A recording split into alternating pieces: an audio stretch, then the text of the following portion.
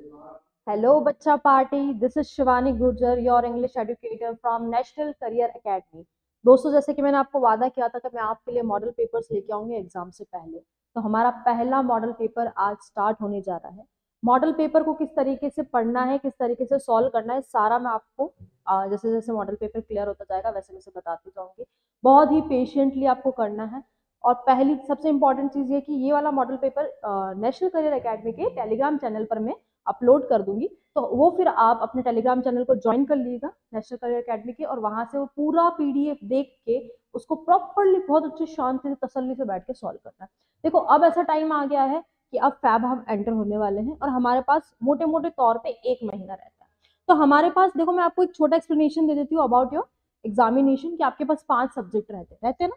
2 तो रहते हैं कंपलसरी और 3 जो आपने ऑप्ट किए होते हैं, फिर चाहे वो साइंस हो, चाहे एग्रीकल्चर साइंस हो, चाहे आर्ट्स हो या फिर चाहे कॉमर्स हो। ठीक है, ये वाले जो हमारा पेपर रहता है कंपलसरी, वो तो आपको देना ही है।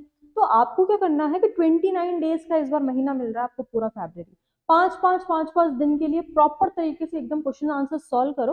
पुराने जो क्वेश्चन है उनको सॉल्व करो, उनको लेके 5 5 दिन एक एक सब्जेक्ट को दो, बहुत अच्छे से उसको सॉल्यूशन करो शांति से, है ना। अब बिल्कुल नया पढ़ने की कोशिश मत करना, बिल्कुल नए की तरफ मत मूव करना। अब जितना पढ़ा है ना उसको सॉल्व करो, उसको शांति से सॉल्व करो। बिल्कुल हैक्टिक नहीं लेना है, बिल्कुल हेडेक नहीं लेना है, बिल्कुल स्ट्रेस नहीं लेना है, रिलैक्स। अगर जितना अभी तक आपने साल भर, पूरे साल दिया है ना, तो साल भर जितना पढ़ा है ना, वो साल भर वाले को आपको इस 1 महीने में बैठ के 5 5 दिन दे के रिवाइज करना है। इससे ज्यादा कोई मेहनत नहीं करनी, ठीक है। नया पढ़ने बैठोगे तो फिर टेंशन होने लग जाएगी कि मैंने ये रह गया, मेरा वो छूट गया, मैंने ये टॉपिक क्लियर नहीं किया। कोई बात नहीं बेटा, आपको ब्लूप्रिंट दे दी है और इस बार बहुत अच्छा पेपर बनेगा, क्योंकि आपको समझ के, आपकी मेंटल स्टेटस देख के पेपर बनाया गया था कि बच्चे डरे ना। ऑप्शंस बहुत सारे मिलेंगे कि ये नहीं तो ये कर लेना, ये नहीं तो ये कर लेना। इंग्लिश की बात करूँ तो मैंने आपको एक्सप्लेन किया है हमारे मॉडल पेपर एक्सप्लेनेशन वाले में, जो मैंने पूरा ब्लूप्रिंट आपको एक्सप्लेन किया था, उसके अंदर हमने ये देखा था कि किस तरीके से आपकी कंसिडरेशन के अकॉर्डिंग पेपर बनाया गया है। सारे ही चैप्टर की समरी अगर आपने देख ली है, सारे ही चैप्टर का सेंट्रल आइडिया देख लिया है, थीम देख लिया है, तो कोई सा भी क्वेश्चन ऐसा नहीं है जो आपको छोड़ना पड़ेगा, ठीक है। तो अब हमने क्या करना है, हमने सबसे पहले आज मॉडल पेपर नंबर 1 को पढ़ना है, ठीक है। मॉडल पेपर नंबर 1 को पढ़ना। अब मॉडल पेपर नंबर 1 हम पढ़ेंगे एक एक क्वेश्चन के साथ properly, section A, section B, section C, section D को देखेंगे और बहुत ही शांति से करेंगे। आप पूरा ये पेपर मेरा एक्सप्लेनेशन देखोगे सबसे पहले, फिर एनसीए के टेलीग्राम चैनल को देखेंगे, पूरा पीडीएफ देखोगे, एक एक चीज का सोल्यूशन भी मैंने साथ में किया है ताकि सोल्यूशन नहीं ढूंढना पड़े। सारी चीजें बहुत आराम से, बहुत तसल्ली से देखनी है। पढ़ाई से, एग्जाम से पहले कोई स्ट्रेस नहीं लेगा, स्ट्रेस बिल्कुल नहीं लेना है। स्लॉट्स बना लो, अगर 1 घंटे नहीं बैठ पा रहे हो कोई बात नहीं, 30 मिनट बैठो, 10 मिनट का ब्रेक लो, 30 मिनट बैठो, 10 मिनट का ब्रेक लो। अभी बिल्कुल स्ट्रेस लेने से क्या होगा कि अब जो चीजें आपको याद है ना बेटा, वो भी आप भूलने लगो और सारी चीजें आपको नई नई लगेगी। तो स्ट्रेस बिल्कुल नहीं लेना, आराम से शांति से पढ़ना, ठीक है। देखो, हमारा एक लॉजिक है, अभी तक जितना पढ़ा है उसको बहुत अच्छे से पढ़ेंगे, है ना, नया नहीं पढ़ेंगे। और नया पढ़ने से है, अब इतनी सारी अपन ने कहानियां देख ली, मैंने एक्सप्लेनेशन भी दे दिया है आपको चैप्टर्स का। तो हम सबसे पहले सेक्शन ए, सेक्शन ए हमारा 9 नंबर का आता है ना, 9 नंबर का आता है, और एक एक मार्क्स का एक एक क्वेश्चन होता है। और ये कौन सा पैसेज होता है, ये अनसीन पैसेज होता है। आपको कौन सा पैसेज होता है, अनसीन पैसेज होता है। और अनसीन पैसेज के अंदर से आपको सॉल्यूशन करना है। तो भाई अनसीन पैसेज के अंदर अब हमें इसका क्या लॉजिक निकाल के रखना है। ट्रिक नंबर 1 आपकी ये है कि आपको क्वेश्चन, जो आपको जैसे क्वेश्चन दिया हुआ है, जैसे ये क्वेश्चन है, how does an elephant look like, ठीक है। फिर इसका नेक्स्ट क्वेश्चन है, what is unique about an elephant, ठीक है। पहला क्वेश्चन, दूसरा क्वेश्चन, चलो अब पैसेज जाओ। सबसे पहले आपको पैसेज को 2 से 3 बार पढ़ना है, बहुत इनफ टाइम मिलेगा आपको। छोटा कर दिया है, पैसेज की लेंथ छोटी कर दी है, तो आपको पैसेज को 2 से 3 बार पढ़ना है। 2 से 3 बार पढ़ोगे तो आपको थोड़ा पैसेज समझने की हो जाएगी, हाँ भाई मैंने समझ लिया। अब पहला क्वेश्चन पढ़ेंगे कि भाई एलिफेंट का कैसा दिखता है, how does an elephant look like. आपने अपन ने एक एग्जांपल लिया है, एक पैसेज लिया, तो एलिफेंट कैसा दिखता है भाई, तो एलिफेंट एक स्ट्रेंज लुकिंग है। देखो पहली ही लाइन में आपको, है ना, strange looking element, strong looking animal, ऐसा आपको नजर आ रहा है। तो पहले क्वेश्चन का आंसर आपको मिला, तो आपने यहाँ पे फटाफट से लिख दिया पहला। नेक्स्ट आपको आ जाएगा दूसरा क्वेश्चन कि what is unique about an elephant, की एलिफेंट के बारे में क्या अलग है ना, एलिफेंट के बारे में क्या आपको डिफरेंट लगता है। तो भाई सारे जानवरों का मुंह नॉर्मल होता है, लेकिन एलिफेंट की क्या होती है, एलिफेंट की होती है ट्रंक, होती है बहुत बड़ी, क्या होती है, टस मतलब जो टीथ होते हैं, ठीक ट्रंक होती है बहुत बड़ी, तो उसमें एक यूनिक चीज क्या है कि उसकी बहुत बड़ी ट्रंक है। तो हमने सेकंड लाइन में देख लिया कि हमारे पास सेकंड लाइन में इसका आंसर मिल गया। तो हमने इससे क्या समझा कि क्वेश्चन नंबर 1 अगर पूछा जाएगा पैसेज की शुरुआत से पूछा जाएगा, क्वेश्चन नंबर 2 अगर पूछा जाएगा तो क्वेश्चन चैप्टर के सॉरी पैसेज की नेक्स्ट लाइन से, फिर क्वेश्चन नंबर 3 नेक्स्ट लाइन से, फिर 4 नेक्स्ट, 5 नेक्स्ट, समझ रहे हो? यानी क्रम से प्रश्न पूछे जाएंगे और पैसेज को जैसे जैसे पढ़ते जाओगे वैसे वैसे आपको क्वेश्चन के आंसर्स मिलते जाएंगे, ठीक है? तो how does an elephant look like? Elephant कैसे दिखता है? एलिफेंट भाई बहुत स्ट्रेंज दिखने वाला, बहुत अजीब दिखने वाला जानवर है, क्योंकि वो बहुत ही बड़ा है, बहुत ही जायंट है। फिर क्या है, what is unique about an elephant? Elephant में सबसे अलग क्या है? सारे एलिमेंट्स एनिमल्स अलग होते हैं, एलिफेंट में ऐसे क्या है? तो भाई उसकी जो बहुत बड़ी सूंड होती है ना यार, उसकी जो सूंड है वो उसके बारे में बहुत अलग चीज बताती है। चलो क्वेश्चन नंबर 3 देखते हैं। What are the various uses of elephant trunk? अब एलिफेंट की ट्रंक का क्या वेरियस यूजेस है? फिर आप पैसेज की तरफ जाओगे, है, फिर आप पैसेज की तरफ जाओगे तो क्या यूजेस है इसके, देखो। हमें यहाँ पे मिलेगा, ये रहा नेक्स्ट लाइन, फर्स्ट क्वेश्चन यहाँ पे मिला, सेकंड क्वेश्चन का आंसर यहाँ पे मिला। अब third, it draws up water by its trunk and can spirit it all over its body like a shower bath with it. मिल गया तीसरा आंसर। तो इसका एक लॉजिक समझ में आ रहा है आपको कि भाई क्वेश्चन नंबर 1 का आंसर पहली दूसरी लाइन में मिल जाएगा, क्वेश्चन नंबर 2 का आंसर फिर दूसरी तीसरी में, क्वेश्चन नंबर 3 का आंसर फिर तीसरी चौथी में, ऐसे करके आपको पैसेज इस तरीके से सॉल्व करने हैं। बिल्कुल कंफ्यूजन होगा, 2 बार रीड करना है, बैक टू बैक लाइंस आती जाएगी, बैक टू बैक आपका सॉल्यूशन होता जाएगा, मामला बिल्कुल सपाचट साफ कर दे, कोई लोड नहीं। मतलब 9 नंबर का पैसेज है तो आराम से बैठ के कर सकते हो 10 मिनट, कोई दिक्कत नहीं है। क्वेश्चन को 1 नंबर दो, 1 मिनट दो, कोई वो नहीं है कि बिल्कुल आपको फटाफट फटाफट फटाफट करना, कोई दिक्कत नहीं है। फिर नेक्स्ट आता है, how are elephants of Africa different from these of India? कि अफ्रीका की जो एलिफेंट है वो इंडिया के एलिफेंट से कैसे है भाई? तो वो कैसे है कि उनके जो टस्क, उनके जो दांत होते हैं ना, हमारे इंडिया के एलिफेंट के दांत हल्के से ऐसे होते हैं, लेकिन जो अफ्रीका के जो एलिफेंट है उनके दांत बहुत ही बड़े होते हैं, ठीक है? तो इस तरीके से डिफरेंट है। तो इसका भी आंसर देख लो, इसका भी आपको मिल ही जाएगा। ढूंढो ढूंढो, मैं भी ढूंढती, तुम भी ढूंढो। देखो ये रहा लॉन्ग वाइट टस्क। अच्छा, इसमें नीचे अपन को नेक्स्ट अफ्रीका, जहां पे भी अफ्रीका ढूंढो, अफ्रीका कहाँ लिखा है? ये देखो, ये रहा, elephant are found in India and Africa, the African elephant differs from points from the Indian counter part being large with long tusk. अब देखो भाई, तीसरे के बाद चौथा आंसर हमको यहाँ मिला, तो आपको मेरा लॉजिक पता चला ना, ट्रिक पता चली ना? क्या करना है भाई, क्या करना है कि पहला आंसर पहली दूसरी लाइन में, दूसरा दूसरी तीसरी तीसरी चौथे पति, तो क्रम से क्वेश्चन दिए जाएंगे, क्रम से आपको बिल्कुल क्रम से करना है। अब गड़बड़ कहाँ होगी बच्चों? गड़बड़ आपकी होगी यहाँ पे, इसमें और इसमें, कि भाई अटे करा तो करा गई। देखो भाई, सबसे पहले आपको क्या करना है, इस पूरे स्टेटमेंट को पढ़ना है कि ये क्या कहना चाहता है। सबसे पहले find out the words from the passage which mean, यहाँ पे देखना है कि मीनिंग पूछ रहा है, यहाँ पे देखना है कि अपोजिट पूछ रहा है ना, और सिनोनिम लिखा हुआ है या एंटोनिम लिखा हुआ है, ये सारी चीजें देख के रखनी है। अपोजिट, मीनिंग, ये सारा सब कुछ ध्यान से पढ़ना है, फिर एक्सप्लेन करना है। अब यहाँ पे मीनिंग पूछा है, line of people, vehicles etcetera moving forward in a ceremonial वे।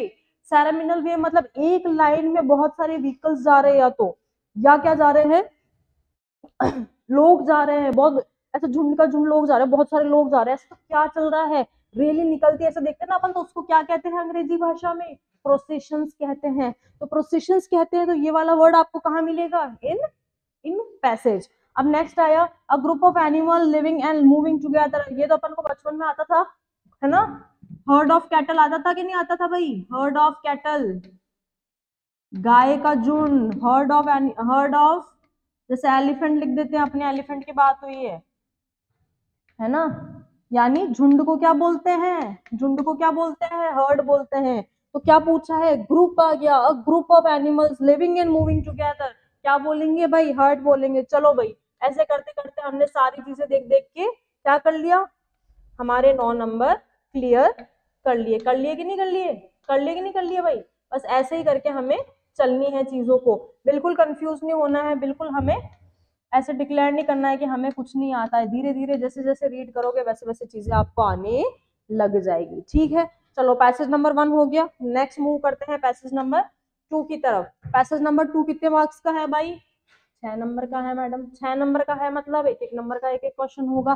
पहले हमको क्या देते थे? पहले हमको बोलते थे कि बेटा हमने आपको एमसीक्यू दे दिए हैं, मल्टी चॉइस दे दिए हैं, तो इनमें से कोई एक फटाफट ढूंढो और फटाफट लिखो। इस बार क्या हुआ, इस बार नहीं नहीं नहीं भाई, तुमको तो क्या करना है, पैसेज के अंदर से आंसर ढूंढना है। ठीक है, डरते हैं क्या, कर लेंगे, पैसेज के अंदर से आंसर ढूंढ के भी हम कर लेंगे, हम किसी से नहीं डरते। हमने क्या करी है, अच्छी पढ़ाई करी, हमने क्या करा है, अच्छा हार्ड वर्क किया है। तो हार्ड वर्क किया है तो फिर क्वेश्चन सॉल्व करने में कहाँ दिक्कत आ रही है। सेकंड नंबर अनसीन पैसेज, पहला अनसीन पैसेज 9 नंबर का, सेकंड नंबर 6 नंबर का। चलो भाई पढ़ लिया, पढ़ लो फटाफट, पढ़ लिया अच्छे से, चलो पढ़ लिया। चलो क्वेश्चन नंबर 1 आता है, how often do sleep problems interfere women. Sleep problem कैसे विमेन को इंटरफेयर करती है, कैसे परेशान करती है, तो पहले ही लाइन में आपको आंसर मिल जाएगा इसका कि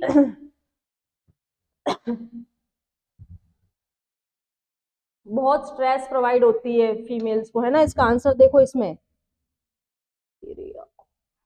sleep problem frequently interfere women in their daily activity, कि अगर भाई ढंग से नींद नहीं निकाली है तो महिलाओं को पूरा दिन लगे रहना पड़ता है काम पे, ये काम करो वो काम करो, काम तो खत्म ही नहीं होता, लेकिन नींद ही नींद आती है तो क्या करें। अब क्या करें भाई, सोना तो जरूरी है, लेकिन नींद भी नहीं आ रही, तो कैसे इंटरफेयर कर रही है डेली एक्टिविटी में। चलो इसका आंसर अपन इसका आंसर ढूंढते हैं पैसेज में, तो कहाँ है। Getting a good night's sleep can help you can cope with stress more effectively. Women ऐसे करके ढूंढो, यहाँ पे नर्वस सिस्टम है, हाँ ठीक है।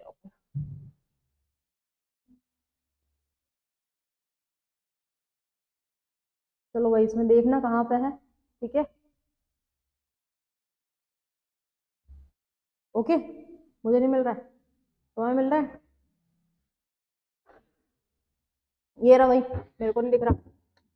डेली एक्टिविटीज को इंटरफेयर करती है विमेन्स को, तो ये अपन को फर्स्ट में फर्स्ट का आंसर मिल गया, with their activities, with their कौन सी activities, with their daily activities. ठीक है, कोई बात नहीं यार, पैसेज पढ़ने में टाइम तो लगता है, मेरे को भी लगता है, तुम्हारे को भी लगेगा, इसमें ऐसी कोई गड़बड़ वाली बात नहीं है। मैडम ने लिखा था तो मैडम को थोड़ा बहुत तो पढ़ना पड़ेगा ना, है ना बच्चों। चलो कोई बात नहीं, देखो क्वेश्चन नंबर 1 हमें कहाँ मिल गया भाई, शुरुआत में मिल गया। क्वेश्चन नंबर 2 आता है, क्या आता है कि how do experts believe about, कि व्हाट डू एक्सपर्ट, मतलब एक्सपर्ट क्या सोचते हैं कि अच्छी नींद होने से क्या होता है।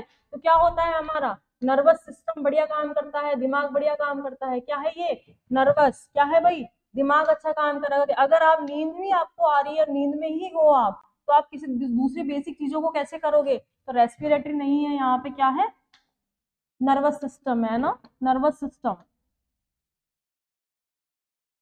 भाई ये पेन सही नहीं चल रहा है, और इसको सही करते हैं। यहाँ लिख देती हूँ मैं आपके लिए, कहाँ पे, नर्वस सिस्टम।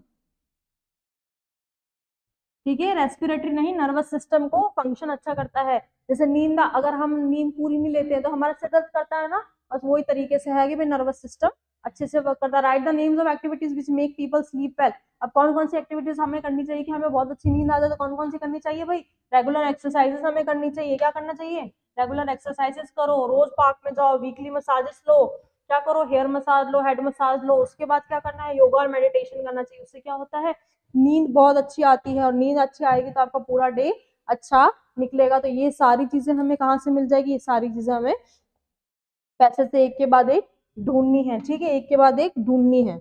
इसके बाद ये आपको पैसे सॉल्व कराने के पीछे का मकसद क्या है, यहाँ पे आपको एक आइडिया मिल जाएगा, एक एग्जांपल मिल गया पैसेज का। ठीक है, अब आप ऐसे बुक से कर रहे होंगे, इट्स ओके, लेकिन यहाँ पे आप देख रहे हो तो आपको लग रहा है कि हाँ ठीक है, मैं ऐसे ऐसे सॉल्व कर सकता हूँ चीजों को। फिर क्या आता है next, what do people suffering from insomnia have. क्या होता है भाई, जो लोग परेशान होते हैं, उनकी पुअर हेल्थ होती है, चेस्ट पेन होता है, और डिप्रेशन में चले जाते हैं अगर नींद पूरी नहीं लेते हैं। अब आपको क्या करना है, choose the word from the passage which means to make something in large quantities using machine। अब आपको क्या करना है कि पैसेज में से ऐसा वर्ड निकाल के लाना है जिसका मतलब क्या होता है कि टू मेक समथिंग, कोई ऐसी चीज बनाना किस बहुत ही लार्ज क्वांटिटीज में। तो लार्ज क्वांटिटीज में घर पे तो बनता नहीं है भाई, कहाँ बनता है, फैक्ट्री में बनता है। फैक्ट्री में कोई चीज बनती है तो उसको क्या कहते हैं हम, मैन्युफैक्चर कहते हैं। ये तो आप बहुत इजीली सेंटेंस पढ़ के समझ जाएंगे। नेक्स्ट आता है, choose the word from the passage which is opposite of earlier.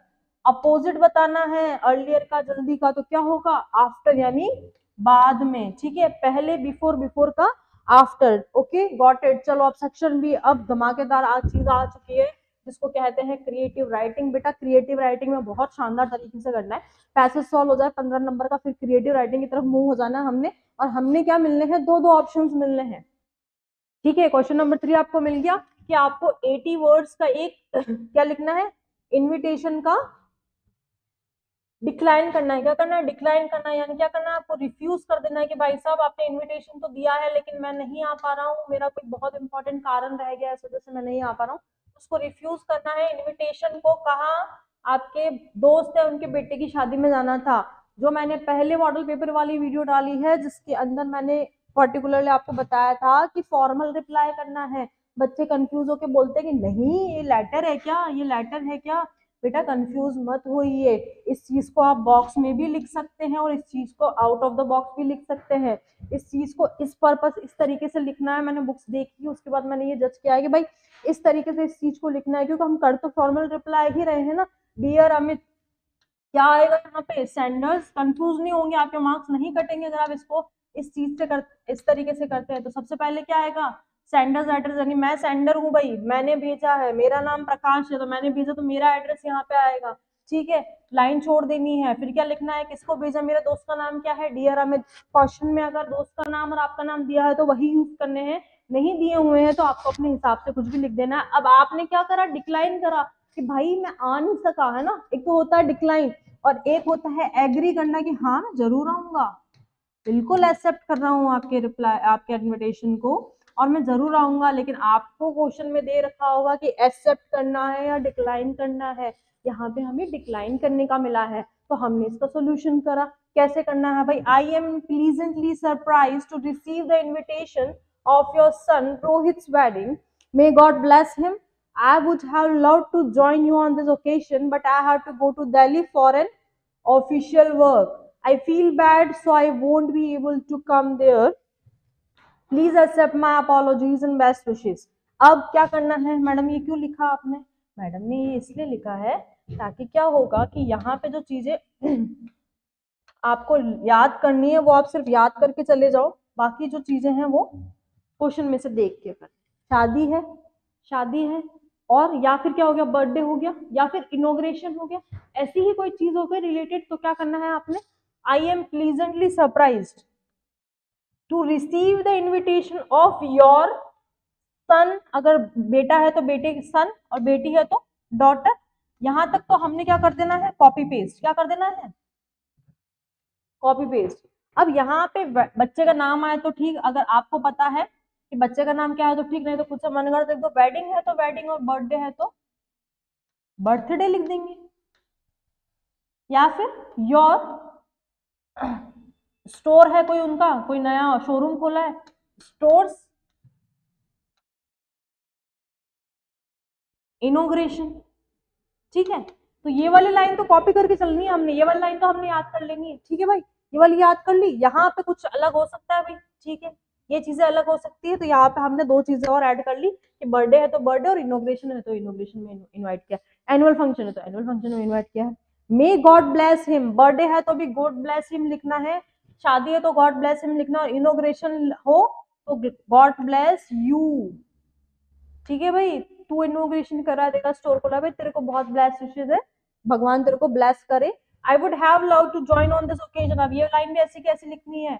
I would have love to join on the occasion but I have to go Delhi. अब जहां पे भी जाना है कोई सा भी अपने हिसाब से, दिल्ली, अमेरिका, यूएसए, जहां जाना है वहां जाने का नाम लिख के, for an official work. I feel bad as I won't be able to come there, please accept my apologies and best wishes. जितनी चीजें मैंने अंडरलाइन करी है वो चीजें अगर आप एक चीज में याद करके चले जाते हो और बाद में कोई सा भी आपको टॉपिक मिल जाता है, केवल आपको रीजन क्या है, मतलब किस लिए आपको इनवाइट किया है, क्या ओकेजन आपको इनवाइट किया है, वो चेंज करना है, बाकी ऐसा वैसा लिख के आ जाओ। तो एक चीज ही याद करनी पड़ेगी ना, है ना, इन्विटेशन में। अगर क्या है? डिक्लाइनिंग का, और अगर एक्सेप्टिंग का होगा तो I am pleasantly surprise to receive the invitation of your birthday, wedding, जो भी है, may God bless him. I will definitely love to join you on this occasion। ठीक है, और लास्ट लाइन क्या लिख देनी है? I will reach your place, जहां पे भी वेन्यू है, reach your place, कोई भी टाइम लिख दो, at 8:15 PM। ठीक है, फिर ऐसा कुछ नेगेटिव नहीं लिखना, सारा पॉजिटिव लिखना है। ठीक है, my best wishes, my best wishes, बस ये हो गया एक्सेप्टिंग वाला। यानी रिफ्यूजल वाला है तो नेगेटिव चीजें आ जाएंगी, ये ऐसा का ऐसा, और एक्सेप्टिंग वाला आ जाए तो फर्स्ट लाइन छोटा से छोटा लिखना है, फर्स्ट लाइन ऐसे लिख के और सेकंड लाइन ये लिख के थर्ड लाइन ये लिख देनी है, खत्म बात, पैसा हजम। कितने नंबर मिल गए भाई? 4 नंबर मिल गए। ठीक है, सीलिंग का आधा नंबर भी कटेगा तो 3.5 नंबर कहीं नहीं गए। दोनों चीजें कर सकते हैं, बॉक्स में भी लिख सकते हैं, नहीं लिखना है ऐसे भी लिख सकते हैं, दोनों फॉर्मेट सही है, मैंने दोनों जगह चेक कर लिया है, कोई कंफ्यूजन नहीं है, कोई दिक्कत नहीं। चलो अच्छा, इसके अलावा एक और क्वेश्चन क्या है भाई? हाँ, एडवर्टाइजमेंट ड्राफ्ट करना है, किसका ड्राफ्ट करना है? टू लेट का ड्राफ्ट करना है। हाँ भाई, कहाँ पे? अखबार के लिए। अब टू लेट का अगर आपको एडवर्टाइजमेंट ड्राफ्ट करना है तो क्या करना है हमने? क्या लिख देना है? अब एडवर्टाइजमेंट में क्या जरूरी है? सबसे पहले हमें, अगर कोई घर रेंट पे लेना है ना, घर आपको रेंट पे देना, आपका कोई घर है, एक फ्लोर पे आप रह रहे हो, एक फ्लोर आपको रेंट पे देना है, तो क्या लिख देंगे? टू लेट लिख देंगे सबसे पहले। फिर क्या लिखेंगे? 3 BHK। ठीक है, separate water facilities, separate water facilities लिख देनी है। ठीक है, और क्या लिख देना है? पार्किंग की फैसिलिटी है हमारे यहाँ पे, सब मीटर लग रहे हैं। और ऐसे करके जो भी टू लेट का आप अखबार में देखते रहते हो, ज्यादा बड़ा नहीं लिखना है, नॉर्मल सा ही लिखना है, छोटा सा ही लिखना है। लास्ट में मैं आपको ये लिख के बताती हूँ। चलो नेक्स्ट आ जाता है क्वेश्चन नंबर 4। कितने नंबर का? 5 नंबर का आ जाता है, और 5 नंबर का क्वेश्चन आ जाता है अपने। तो क्या होता है उसके अंदर क्वेश्चन कि भाई given below are some main points of information, on the basis of these points prepare a report. क्या रिपोर्ट करनी है भाई? रिपोर्ट तैयार करनी है हमने। किस पे? गांधी जयंती सेलिब्रेशन हुआ है आपके स्कूल, कॉलेज, इंस्टीट्यूट पे। अब आपको ये दे दिए हैं ऑप्शंस कि भाई ये हिंट है, इनको अकॉर्डिंग आप 10 लाइनें लिख दो, 100 वर्ड्स के अंदर लिखना है बोर्ड के अंदर। इसके और में आपको क्या मिलता है? पैराग्राफ राइटिंग मिलता है। रिपोर्ट और पैराग्राफ ऑलमोस्ट सेम होते हैं। अभी का जो रीसेंट जो टॉपिक चल रहे हैं, रीसेंट टॉपिक अगर आते हैं आपके पास तो बहुत अच्छी बात है। रिपोर्ट भी लिख सकते हो, पैराग्राफ भी लिख सकते हो। Plantation camp, blood donation camp, और राम मंदिर पे आ सकता है ना कि right report on the Ram मंदिर सेलिब्रेशन, राम मंदिर इनॉग्रेशन। या आपके पास आ सकता है सोशल इश्यूज पे आ सकता है, फीमेल फीटिसाइड पे आ सकता है आपके पास, और बॉडी शेमिंग पे आ सकता है। ऐसे करके ये टॉपिक्स आ सकते हैं, दोनों चीजों पे आ सकते हैं। तो जिसको रिपोर्ट आ गया उसको पैराग्राफ आ जाएगा, जिसको पैराग्राफ आ गया उसको रिपोर्ट आ जाएगा। अब दिक्कत कहाँ है? पैराग्राफ लिखना है तो सिंपल पैराग्राफ लिख देंगे, लेकिन रिपोर्ट में क्या होता है, यहाँ पे तो आपको डेट डालनी होती है, यहाँ पे आपको सिटी का नाम लिखना होता है, क्योंकि अखबार में लिख रहे हो, ये फॉर्मेट चलता है आरबीएससी में। और यहाँ पे आपको रिपोर्ट की हेडिंग लिखनी होती है। ठीक है, तो रिपोर्ट में तो ऐसे चलता है, लेकिन अगर आपको पैराग्राफ लिखना है तो नॉर्मली पैराग्राफ की जस्ट हेडिंग डाली और नॉर्मली आप पैराग्राफ लिख सकते हैं। ठीक है, कोई दिक्कत नहीं आती है। अब पैराग्राफ आया है, write a paragraph in about 100 words on the NCC camp. NCC camp है, उस पर आपको 100 वर्ड्स का पैराग्राफ लिखना है, या फिर इसकी जगह कोई और टॉपिक भी आ सकता है, जैसे गांधी जयंती सेलिब्रेशन आपका पैराग्राफ में भी आ सकता था। तो ये पूरा पैराग्राफ आपके लिए लिख लिया गया है, तो आप एक बार इसको अच्छे से रीड कर लेना। 100 वर्ड्स में ऐसे मत समझना मैडम कहाँ 100 वर्ड हो रही है, तो एक लाइन की 2 लाइन बनेगी आपकी कॉपी में। ठीक है भाई, चलो अब क्वेश्चन नंबर 5 आ गया है। क्वेश्चन नंबर 5 आपका क्या आएगा? एप्लीकेशन आएगी, या तो लेटर, क्या कहते हैं, कंप्लेनिंग एप्लीकेशन आएगी, या फिर जॉब एप्लीकेशन आ सकती है। कंप्लेनिंग एप्लीकेशन आती है तो ठीक, लेकिन जॉब एप्लीकेशन आती है तो जॉब एप्लीकेशन को ही आप प्रायोरिटी देंगे। क्यों प्रायोरिटी देंगे? जॉब एप्लीकेशन के अंदर हम रेज्यूम भी लिखते हैं, तो रेज्यूम थोड़ा क्रिएटिव लगेगा, थोड़ा सा 2 पेज बढ़ेंगे कॉपी के, मतलब थोड़ा सा बढ़िया लगेगा कि टीचर को लगेगा भाई बच्चे ने मेहनत करी तो नंबर तो मैं दूंगा। कैसे कि भाई आपके मार्क्स डिवाइडेड है, दो कैसे कैसे मार्क्स मिलता है आपको? कंटेंट का 2 नंबर मिलता है, ठीक है, लैंग्वेज का 2 नंबर मिलता है, और इसमें रेज्यूम लिखोगे तो रेज्यूम का 2 नंबर मिलेगा। ऐसे करके आपके जो मार्क्स है वो डिवाइडेड है। अब हमारे को क्या टॉपिक मिला है? यू आर रश्मि और राजेश। भाई लड़कियां होंगी तो रश्मि लिखेगी, और लड़का होगा तो राजेश लिखेगा। Living in Jaipur, write a letter. क्या लिखना है? ये ई वाला लेटर लिखना है। ठीक है, write a letter to the municipal commissioner of your city complaining him against the insanitary conditions of your locality. Insanitary condition अगर आ जाए कि भाई आपके घर में लोकेलिटी में बहुत गंदगी है, बहुत नाली वगैरह, ड्रेनेज सिस्टम अच्छा नहीं है, तो आपको एप्लीकेशन लिखनी है। और इसके और में आपके पास आता है, जैसे हमने इनमें से एक्सप्लेनेशन में हमने कोई एक एक एक्सप्लेनेशन किया, नेक्स्ट आपका मॉडल पेपर लाऊंगी ना, तो जॉब एप्लीकेशन की जगह ऊबर वाले का एक्सप्लेनेशन हम देंगे। ठीक है, तो ऐसे करके दोनों चीजें पॉसिबल नहीं थी, तो एक एक चीज एक एक एक्सप्लेनेशन हम कर रहे हैं। ठीक है, तो अब आपको आ जाए कि जॉब एप्लीकेशन आपको लिखनी है किसके लिए? पोस्ट है क्लर्क की, और उस क्लर्क की पोस्ट के लिए आपको जॉब एप्लीकेशन लिखनी है, तो क्या नहीं लिख सकते हैं? क्या भाई लिख सकते हैं। फॉर्मेट देख के चलना, फॉर्मेट याद होगा तो सब बढ़िया काम हो जाएगा। ये सबसे पहले आ जाएगा सेंडर्स एड्रेस। क्या आएगा? सेंडर कौन है भाई? मैं हूँ सेंडर, मेरे को नौकरी चाहिए, तो मैं अपना एड्रेस लिखूंगी कि मेरा ये एड्रेस है सर। 2 लाइन में एड्रेस आ गया, लाइन छोड़ देंगे, गैप का मतलब लाइन छोड़ देंगे। फिर डेट, डेट का फॉर्मेट क्या रहेगा? ये फॉर्मेट रहेगा डेट का। कैसा? कि आपको पहले डेट लिखनी है, फिर जो मंथ का नाम है ना उसको आपको वर्ड में लिख देना, और फिर आपको क्या लिखना है? ईयर। फिर लाइन छोड़ेगी, to the director national career academy Udaipur Rajasthan. किसको लिखा मैंने? कि नेशनल करियर एकेडमी के डायरेक्टर सर को लिखा। किसके लिए? कि मेरे को किसकी जॉब चाहिए? आपने एक एडवर्टाइजमेंट दिया था, कहाँ पे? अखबार में, for the post of clerk. तो मैं भी उसके लिए अपना कैंडिडेचर देना चाहती हूँ, तो मैं क्या करूंगी? सबसे पहले सेंडर्स एड्रेस लिखूंगी, फिर यहाँ पे क्या लिखेंगे? डेजिग्नेशन लिखेंगे। किसकी डेजिग्नेशन? जिसके लिए हम ये एप्लीकेशन लिख रहे हैं। डेजिग्नेशन के साथ क्या लिखेंगे? जो रिसीवर है, जिसको ये मिलने वाला है, वो कहाँ का, वहां का जो एड्रेस है वो हम प्रॉपरली लिख देंगे। डेजिग्नेशन क्या है भाई? डायरेक्टर साहब है, और कहाँ भेजना है हमने? नेशनल करियर एकेडमी में भेजना, और वो कहाँ है? उदयपुर में। फिर एक लाइन छूटेगी, फिर क्या आ जाता है? सब्जेक्ट। ठीक है, सब्जेक्ट के बाद फिर एक लाइन छूटेगी, और हम क्या करेंगे? सैल्यूटेशन लिखेंगे। कैसे करेंगे भाई? रेस्पेक्टेड सर, और हमें पता है कि सर है तो सर, नहीं तो मैम। सैल्यूटेशन करेंगे, यानी रेस्पेक्ट करते हैं। सैल्यूटेशन मतलब आदरणीय, आदर तरीके से हम बोलते हैं तो वो सैल्यूटेशन कहलाता है। तो ये क्या हुआ? सैल्यूटेशन। अब हमने क्या करना है? अगर कोई सी भी जॉब एप्लीकेशन आ जाए, उसका हमको देखना है कि जॉब एप्लीकेशन किसके लिए है। क्लर्क के लिए है, टीचर के लिए है, फ्रंट ऑफिस के लिए है, नर्सिंग स्टाफ है, डॉक्टर स्टाफ है। ऐसे करके हमको देख के चल रहा है कि किसके लिए आया। अब जब क्लर्क के लिए आया है या किसी के भी लिए आया है, हमें यहाँ की लैंग्वेज जैसे कैसे याद करके जानी है आपको? ये वाली लैंग्वेज याद कर लो, इनफ है। इसके बाद जहां पे डेजिग्नेशन है, जिस पोस्ट के लिए अप्लाई किया गया ना, वो पोस्ट का नाम चेंज कर देना, बाकी ऐसा का ऐसा लिख के जाना है। ठीक है, सेंटर एड्रेस मैंने भेजा, मेरा एड्रेस, फिर क्या आया? लाइन छोड़ी, फिर मैंने डेट लिखी, डेट के बाद लाइन छोड़ी, फिर मैं जिसको भेज रही हूँ उसका डेजिग्नेशन लिखना है और उसका एड्रेस लिखना है, फिर लाइन छोड़ी, फिर सब्जेक्ट, फिर लाइन छोड़ी, फिर सैल्यूटेशन। सैल्यूटेशन यानी रेस्पेक्टेड सर, रेस्पेक्टेड मैम, ऐसे करके फिर उसके बाद लाइन नहीं छोड़नी है। फिर क्या लिखना है? अब ऐसा कैसा लिखना है? चाहे कोई सा भी जॉब एप्लीकेशन लिखना हो, ऐसा का ऐसा लिखना है। क्यों? हम यहाँ पे जो चीजें चेंज करने जैसे वो हम चेंज करेंगे। मैं अंडरलाइन कर रही हूँ वो चीजें ऐसे की। In response to your advertisement in the Rajasthan Patrika newspaper. ठीक है, अब अगर आपको क्वेश्चन में दे दिया है कि आपने सिर्फ इतना क्वेश्चन दिया है, write a job application for the post of clerk, तो भाई सब आपको ही लिखना है। कहाँ क्या जॉब, कैसी जॉब, कहाँ सेंडर्स एड्रेस, कहाँ रिसीवर, सब आपको लिखना। लेकिन अगर क्वेश्चन में दे रखा होगा कि आप अर्नव हो, आप रहते हो भरतपुर में, और भरतपुर में आप रहते हो, और आपने क्या देखा? राजस्थान पत्रिका में एडवर्टाइजमेंट देखा कि वो नेशनल करियर एकेडमी वाले जो है वो आपको जॉब दे रहे हैं, किसकी? क्लर्क की। तो आप अपना रेज्यूम दीजिए।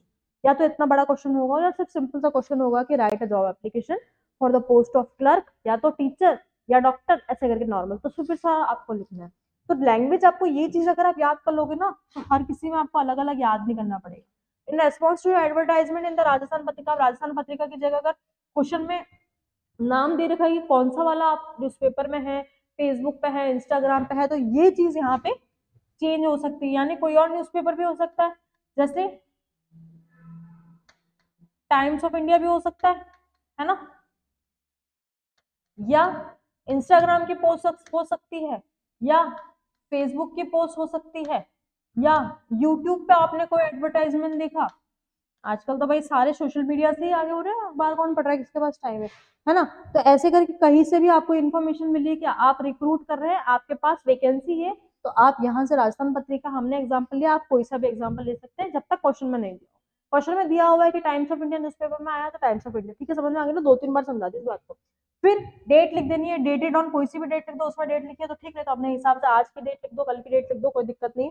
For the post of clerk, अब यहाँ जो पोस्ट ऑफ क्लर्क है, यहाँ पे टीचर हो सकता है, डॉक्टर हो सकता है, नर्सिंग स्टाफ हो सकता है, कुछ भी हो सकता है, तो ये चेंज कर देना। ठीक है, तो मैं पर्टिकुलरली ये चीज हल्की सी चेंज हो सकती है, बाकी ऐसे कैसे लैंग्वेज।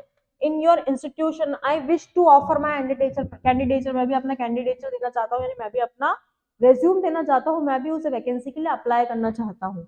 फिर I am enclosing a copy of my biodata for your personal and kind consideration, मैं अपनी बायोडाटा, रेज्यूम, सीवी का एक कॉपी आपके लिए इस पे रख रहा हूँ, ताकि आप कंसिडरेशन, काइंड कंसिडरेशन मतलब आप गो थ्रू कर सको इस चीज से कि मैं कितना पढ़ा लिखा हूँ, मैं इस जॉब के लिए एलिजिबल हूँ कि नहीं। I will be available for the interview on any day of your convenience of given a chance to serve you. क्या बोलता है भाई, हमने बोला कि सर जब भी आप बोलोगे कि मेरे को इंटरव्यू देने आना चाहिए, मैं तब कभी भी आ सकता हूँ, कोई दिक्कत नहीं, अगर मुझे आप चांस देते हैं कि मैं आपके इंस्टीट्यूट में काम करूँ, सर्व करूँ। I assure you that I shall work with utmost sincerity. अच्छा, ये भी पूरा का पूरा ऐसे ही लिख देना, कोई दिक्कत नहीं। इंस्टीट्यूशन की जगह यहाँ पे क्या आ जाएगा? इंस्टीट्यूशन की जगह यहाँ पे स्कूल आ सकता है, कॉलेज आ सकता है, हॉस्पिटल आ सकता है, ठीक है, कुछ भी आ सकता है, ठीक है। और अगर मुझे आपने रखा तो मैं आपको क्या श्योर करता हूँ कि मैं सिंसियरिटी, डेडिकेशन और सेटिस्फेक्शन के साथ काम करूंगा, यानी मैं पंचुअल रहूंगा, ये वर्ड भी यूज कर सकते हैं आप, पंचुअल रहूंगा, है ना, मैं सिंसियरली काम करूंगा, मैं डेडिकेशन के साथ काम करूंगा, मैं आपको परफेक्टली बहुत अच्छा काम करके दूंगा, ताकि आपको रिग्रेट नहीं हो कि आपने किसको नौकरी पे रख लिया, ठीक है भाई।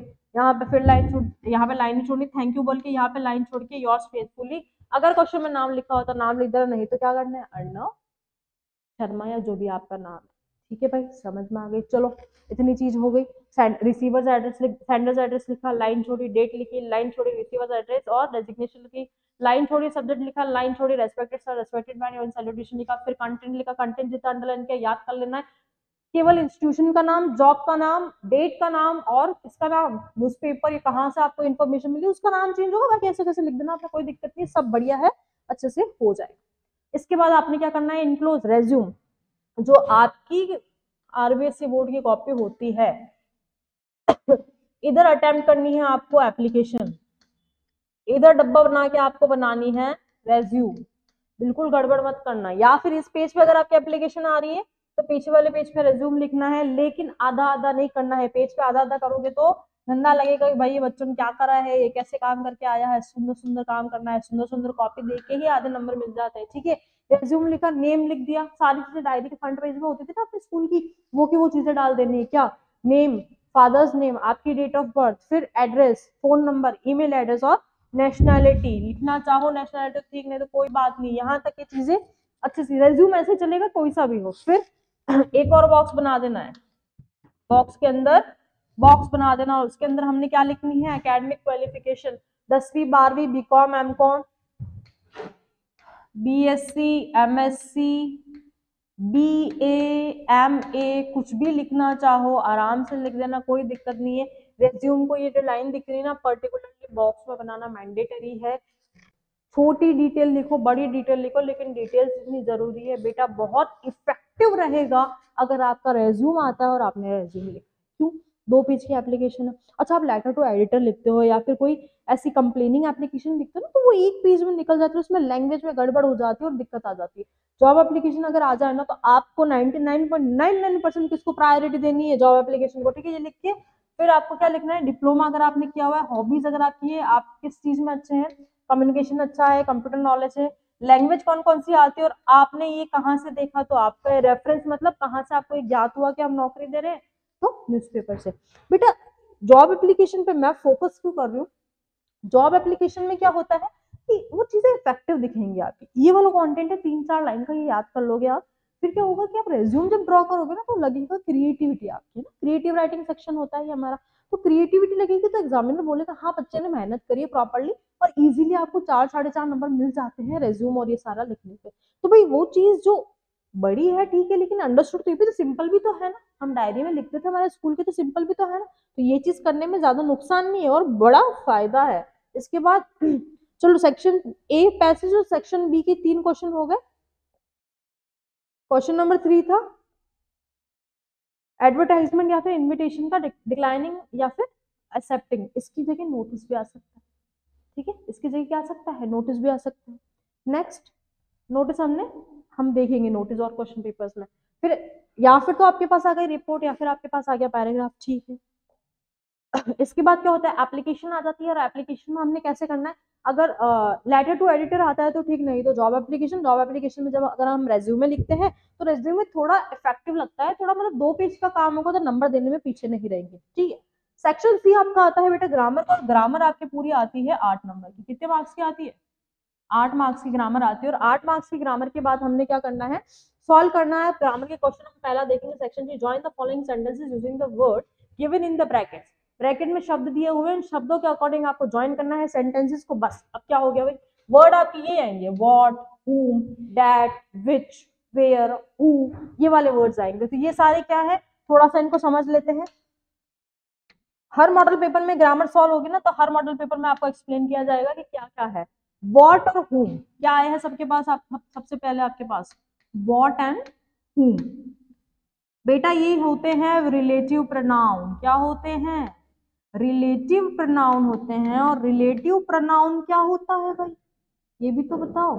तो रिलेटिव प्रोनाउन होता है कि जो नाउन से अपना रिलेशन बताए, जिसका नाउन से रिलेशन होता है, बस सिंपल जनरलाइजेशन करना, बिल्कुल ग्रामर की डेप्थ पे नहीं जाना है, हमारे क्वेश्चन सॉल्व होने चाहिए दोनों, इतना जनरलाइजेशन ही आपको मैं यहाँ पे समझाऊंगी कि भाई रिलेटिव प्रोनाउन क्या होता है, नाउन से जिसका रिलेशन है वो रिलेटिव प्रोनाउन हो गया।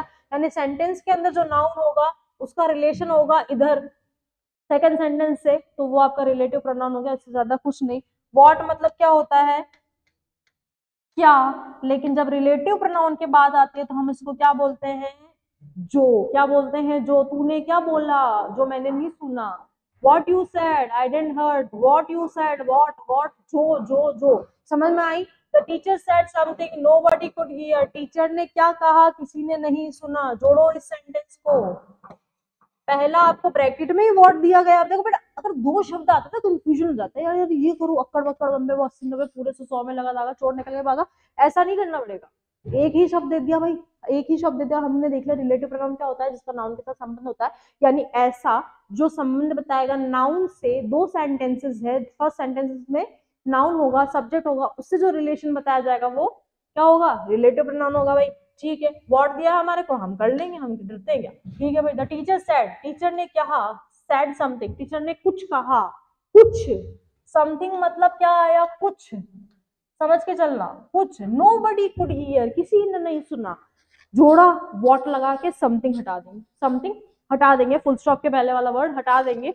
Nobody could here what the teacher said, यानी सेंटेंस बैक वाले को हमने आगे लिया और क्या आगे, नोबडी कुड हियर, क्या समथिंग की जगह क्या आ गया, व्हाट आ गया, कि टीचर ने क्या कहा वो हमने नहीं सुना, जो टीचर ने कहा वो हमने नहीं सुना। जो यानी व्हाट, यहाँ पे जो हो जाएगा, क्या नहीं होगा, जो टीचर ने कहा वो हमने नहीं सुना। Next, this is the man, I met the man yesterday, दो है सेंटेंस में, दो नाउन है, मतलब सब्जेक्ट एक ही है ना, वही वो आदमी है जिससे मैं कल मिला था। किससे जोड़ना है, whom यानी जिससे, जिसे मैं मिला था, तो क्या जोड़ा हमने, दिस इज द मैन, ऐसा कैसा आ गया भाई, whom जोड़ दिया हमने, रिलेशन बता दिया, relative pronoun, I met yesterday, whom यानी वापस मैन नहीं लिखेंगे और हम बता देंगे कि भाई यही वो आदमी है जिससे मैं कल मिला था, whom I met yesterday, this is the man whom I met yesterday, ये वही आदमी है जिससे मैं कल मिला था। और nobody could hear what teacher said, teacher ने क्या कहा हमने नहीं सुना, what जो टीचर ने कहा वो हमने नहीं सुना। रिलेटिव प्रोनाउन यानी पहले सेंटेंस और दूसरे सेंटेंस में नाउन से रिलेशन बताएगा वो रिलेटिव प्रोनाउन। पहले सेंटेंस वाला मैन था, वो मैन का रिलेशन क्या था, भाई मैं जिससे मिला, इस पर्टिकुलर सब्जेक्ट का इस मैन से क्या रिलेशन है, कि इससे उससे मिला था, तो रिलेशन हुआ ना, मिलने वाला रिलेशन। तो क्या बोलता है कि ये वही आदमी जिससे मैं कल मिला था, हाँ भैया ये तो वही आदमी जिससे मैं कल मिला था। ठीक है, समझ में आया। तो व्हाट मतलब जो, और whom मतलब जिसे मैं कल मिला था। नेक्स्ट आ जाता है हमारे, combine the set of sentences into one sentence directed. Directed मतलब जैसा आपको ब्रैकेट में बताया गया है वैसा ही उन सेंटेंस को जोड़ना है। पहला आ जाता है यूज इनफाइनाइट। इनफाइनाइट मतलब आपको टू का यूज करना है, क्या करना है, टू का यूज करना। अगर इनफाइनाइट का क्वेश्चन आ जाता है तो हमने क्या कर देना है, ये समझ लेना। ठीक है, इसको हटा देते हैं। इनफाइनाइट का अगर क्वेश्चन आ जाता है तो हमने क्या देख के चल रहा है कि भाई टू का क्वेश्चन पूछा जाएगा। फॉर एग्जाम्पल अगर आपने देखना है, क्वेश्चन में आ गया कि भाई इनफाइनाइट में चेंज करो, ठीक है, क्या बताना है आपको, बिल्कुल इनफाइनाइट में चेंज करना है। तो इसके अपन तीन सिचुएशंस लेके चलते हैं। पहली सिचुएशन है कि सेंटेंस का पहला और सेंटेंस नंबर दूसरा जो है उसके सब्जेक्ट क्या होंगे, सेम होंगे। क्या होंगे, सेम होंगे। दूसरा क्या होगा, पहले और दूसरे सब्जेक्ट में या तो रीजन होगा और रीजन के बाद क्या होगा, सॉरी दिस इज रीजन, पहले सब्जेक्ट में होगा रीजन और रीजन के बाद उसका क्या आया होगा, उसी रीजन का रिजल्ट है। और तीसरे में क्या होगा भाई, अरे भाई क्या हो रहा है, तीसरे में क्या है कि उस पर्टिकुलर सेंटेंस में जो नाउन है, जो सब्जेक्ट है, उसका क्या होगा, एक एम, क्या होगा, मकसद। यानी अगर इनफाइनाइट से जोड़ना है तो दोनों सेंटेंसेस के सब्जेक्ट सेम होंगे। दूसरा, या तो रीजन होगा या फिर क्या होगा, रिजल्ट होगा। और तीसरा, सेंटेंस में कोई एम होगा, जो सब्जेक्ट है उसका कोई मकसद होगा। देखो अब इनफाइनाइट का अपना ये वाला एग्जांपल ही देख लेते हैं। तो teacher took a stick, teacher ने क्या लिया भाई, हाथ में डंडा ले लिया। Teacher took a stick, he intended to beat the boy, intended मतलब इंटेंशन, यानी उसका स्टिक उठाने का इंटेंशन क्या था, एम क्या था, मकसद क्या था, मारने का मकसद था। बच्चे को नहीं मारना चाहिए बच्चों को भाई। The teacher took a stick to beat the boy, आ गया ना भाई infinite. To beat the boy, to beat the boy, infinite मतलब टू आना ही है। इंटेंशन पता चल जाएगा पहले सेंटेंस के सब्जेक्ट का, दूसरे सेंटेंस में क्या एम है उसका, मकसद पता चल जाएगा तो इनफाइनाइट आ गया। समझ में आ गया। चलो भाई, he is poor, he is honest. अब इसमें वो गरीब है लेकिन वो ऑनेस्ट है, वो गरीब है लेकिन वो ईमानदार है, चोरी चकारी नहीं करता। दो सिंपल सेंटेंसेस है ये, है ना। अपने आप में एक सेंटेंस है ही इज पुअर, अपने आप में एक सेंटेंस है ही इज ऑनेस्ट। अब इसके बाद इसको आपको कंपाउंड सेंटेंस में कन्वर्ट करना है, तो not only but also, not only but also, इससे जोड़ देंगे, कंपाउंड सेंटेंस बना देंगे। He is not only poor but honest also, या बट ऑल्सो ऑनेस्ट, दोनों टाइप सेंटेंस बन सकता है कि भाई वो गरीब नहीं है, गरीब भी नहीं है, वो तो बहुत ईमानदार व्यक्ति है, बहुत ईमानदार आदमी है। तो कंपाउंड सेंटेंस दो सिंपल सेंटेंस को बना के बना गया। इनफाइनाइट में तीन केसेस देख लिए, दोनों सेंटेंसेस का सब्जेक्ट सेम होगा, कोई रीजन होगा और उसका एक रिजल्ट आ रहा होगा, या फिर उस सेंटेंस में जो सब्जेक्ट है उसका कोई एम होगा। तो इसमें इंटेंटेड से ही पता चल रहा है कि उसमें कुछ पर्टिकुलर उसका टीचर का एम है भाई छोर को मारने का। वैसे मारना नहीं चाहिए टीचर साहब को, लेकिन अब क्या करें, मार रहे हैं तो ठीक है भाई। हाँ चलो, इसमें हमने इंटेंडेड देख लिया। इंटेंडेड मतलब उसको क्या इमोशन था, क्या उसमें एम था, क्या मकसद था उसका, ठीक है। जैसे मैं एग्जांपल लू कि राम जयपुर गया, है ना, वहां उसे परीक्षा देनी थी, तो उसका इंटेंशन क्या था, एम क्या था जयपुर जाने का, क्या एम था कि उसको परीक्षा देने जाना था। तो Ram went Jaipur to give exam, exam देने के लिए गया है, तो आ गया इनफिनिट का टू। ठीक है, ग्रामर के दो क्वेश्चन सॉल्व हो गए। चलो, fill in the blanks by choosing correct conjunctions, conjunction लगाने हैं हमने, कंजक्शन हमको वो इसमें दिए हुए हैं। गड़बड़ कर दी ना यार, यहाँ पे दो ऑप्शन दे दिए, एक ही दे देते चलता। Dash is very old, he enjoys good health. वैसे तो वो खूब बूढ़ा आदमी है, लेकिन बिल्कुल एकदम मस्त, एकदम हेल्थ वेल्थ अच्छी कर रखी है उसने, क्या बात है। तो यहाँ पे मे नहीं आएगा, मे तो मॉडल है, मे तो क्या है, मॉडल है, और मॉडल नहीं आएगा। ऐसे आता है, मे गॉड ब्लेस यू, भगवान तुम्हारा भला करे, मे गॉड ब्लेस यू, भगवान तुम्हारे सबके इंग्लिश में 90 नंबर आ जाए, मे गॉड ब्लेस यू। चलो भाई, क्या है, वैसे कि वो आदमी बूढ़ा है लेकिन वो उसकी हेल्थ बहुत अच्छी कर रखी है उसने, ही हैज गुड हेल्थ। चलो भाई, next, get me dash coffee dash tea. Either और नाइदर नॉर, ईदर और नीदर नॉर होता है, या फिर टू टू होता है। जैसे I will take for too too का एग्जांपल देखें, it is too hot to go outside, ये बहुत गर्मी है, बाहर जाने जैसा मौसम नहीं है, ये होता है टू हॉट टू आउटसाइड। अब यहाँ पे क्या बोला, या तो मुझे कॉफी ला के दे दो भाई, इधर ब्रिंग अ कॉफी और ब्रिंग अ टी, दोनों में से कुछ भी ला के दे दो। तो इससे हमने कंजक्शन है, कंजक्शन से हमने सेंटेंसेस ज्वाइन कर लेना है। Next, fill in the blanks by choosing correct phrasal verbs. Phrasal verbs important है, अलग अलग देखोगे इन शब्दों को तो इनका अर्थ कुछ और निकल के आएंगे, लेकिन अगर आप इनको पूरा कलेक्टिव यूनिट देखते हो तो इनका अर्थ कुछ और ही निकल के आता है। For example, flu has dash in Bihar. अब जैसे कि कोरोना आया था, अगर ऐसा कोई क्वेश्चन आता था तो फटाफट से कर लोगे, क्योंकि तुमने बार बार न्यूज में पढ़ा था, broken out broken out broken out. तो ब्रोकन आउट मतलब क्या हो जाता है, अचानक फैल जाना, क्या हो जाता है,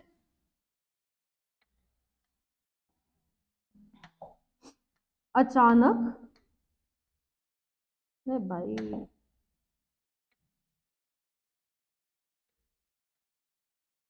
चलो बढ़िया लिखते हैं।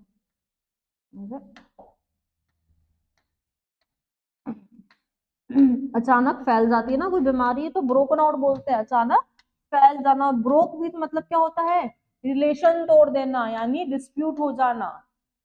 Rohan broke with Ram due to thievery, Rohan ने राम के साथ दोस्ती तोड़ दी क्योंकि उस राम रोहन ने क्या किया, राम ने क्या किया, चोरी करी। तो यहाँ पे ब्रोकन आउट मतलब अचानक फैल जाना। तो ये तो आप जैसे जैसे फ्रेजल वर्ब्स को 3 से 4 बार आपको रीडिंग करनी पड़ेगी। टेलीग्राम पे मैं फ्रेजल वर्ब की पूरी लिस्ट डाल दूंगी, तो उसमें लिस्ट में एक बार रीड आउट कर देना, सिलेक्टेड डालेंगे क्योंकि बोर्ड ने आपके लिए बहुत सिलेक्टेड फ्रेजल वर्ब्स दिए हैं। तो सिलेक्टेड फ्रेजल वर्ब्स डाल दूंगी मैं, तो उसको आपको क्या करना है, रीड आउट करना है 2-3 बार, इंग्लिश और हिंदी मीनिंग दोनों डाल देंगे टेलीग्राम पे, ठीक है। तो आप टेलीग्राम चैनल ज्वाइन कर लेना, उसमें आपको इन्फॉर्मेशन और मिलती जाएगी। तो इसमें आपको पर्टिकुलरली सेंटेंस भी डिपेंड करता है फ्रेजल वर्ब यूज करना, कि सेंटेंस आपको क्या कहना चाहता है। अब ऐसे लिख देते फ्लू हैज ब्रोक विथ इन बिहार, तो ऐसे तो सेट ही नहीं हो रहा। एक तो होता है कि सेंटेंस को देख के हम इमेजिन कर लेते हैं कि भाई वर्ड इसी के साथ सेट हो जाएगा, ठीक है। लेकिन अब अंडरस्टूड है कि flu has broken out, broken out मतलब अचानक फैल जाना। तो जैसे जैसे फ्रेजल वर्ब्स पढ़ोगे, उनके हिंदी में मीनिंग देखोगे ना स्पेशली, तो आपको पता चल जाएगा हाँ मुझे सेंटेंस में इसको कहाँ पे यूज करना है, ठीक है। कोई स्ट्रेस तो नहीं ले रहा है ना। सेक्शन सी आ गया अपना, सेक्शन डी आएगा लिटरेचर वाला, वो बहुत हैक्टिक सा लगता है, कोई बात नहीं, कर लेंगे। You must dash my orders, ठीक है।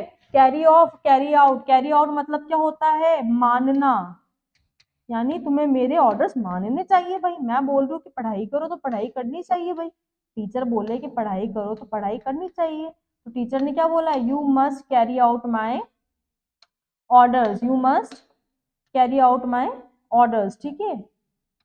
Just wait, it is not working properly. तो मानना क्या होता है,